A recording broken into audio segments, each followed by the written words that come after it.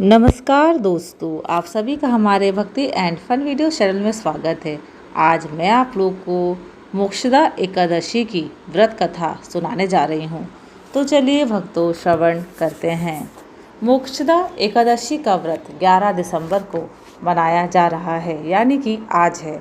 इस दिन श्रद्धालु व्रत रखते हैं और भगवान विष्णु की आराधना करते हैं। इस व्रत के पुण्य से पितरों को दान देने पर उन्हें मोक्ष की प्राप्ति होती है। इस दिन विशेष कथा का पाठ किया जाता है। मोक्षदा एकादशी का व्रत आज 11 दिसंबर बुधवार को मनाया जा रहा है। हिंदू पंचांग के अनुसार यह व्रत मार्गशीर्ष शुक्ल एकादशी तिथि या अगहन शुक्ल एकादशी तिथि को आयोजित किया जाता है। इस दिन श्रद्धालु व्रत रखते हैं और भगवान विष्णु की आराधना करते हैं। रात्रि जागरण के बाद अगले दिन विधि पूर्वक पूजा और दान करने के बाद पारण करके व्रत का समापन किया जाता है। इस दिन विशेष कथा का पाठ करना चाहिए। तो चलिए श्रवण करते हैं। एक पौराणिक कथा के अनुसार चंपा नगरी में एक शक्तिशाली राजा वे खानस निवास करते थे, जो सभी वेदों के ज्ञाता थे। उनके साहस और उदारता के कारण उनकी प्रजा सदैव खुश रहती थी। एक रात राजा ने सपने में देखा कि उनके पिता नरक में दुख भोग रहे हैं।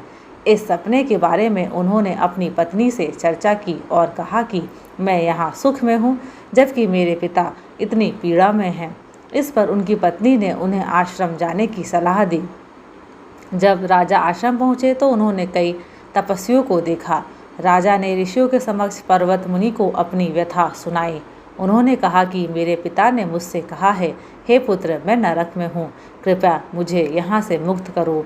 जब से मैंने यह वचन अपने पिता के मुख से सुना है, तब से मैं अत्यंत व्याकुल हूँ। मुझे गहरी अशांति का अनुभव हो रहा है। इस राज्य, धन, पुत्र, पत्नी, हाथी, घोड़े आदि में मुझे कोई सुख नहीं मिल रहा है। ऐसे में मुझे क्या करना चाहिए? अपनी समस्या व्यक्त करते हुए उनकी आंखों से आंसू बहने लगे। राजा ने कहा, हे ब्राह्मणों, इस स्वप्न के कारण मुझे अत्यधिक कष्ट हो रहा है, जिससे मेरा संपूर्ण शरीर जल रहा है। कृपा आप मुझे कोई तप, दान, व्रत आदि बताएं, जिससे मैं अपने पिता को नरक से मुक्त कर सकूं।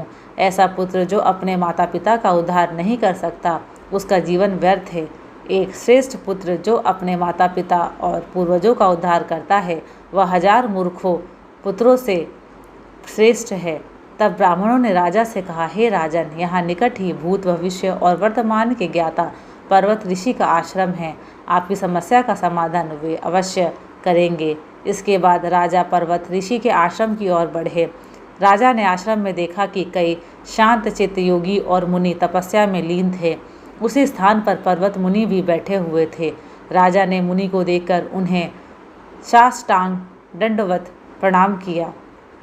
मुनि ने राजा से कुशल क्षेम पूछा। राजा ने उत्तर दिया कि महाराज, आपकी कृपा से मेरे राज्य में सब कुछ ठीक है, लेकिन अचानक मेरे मन में अत्यधिक अशांति उत्पन्न हो गई है। यह सुनकर पर्वत मुनि ने अपनी आंखें बंद की और भूतकाल का चिंतन करने लगे।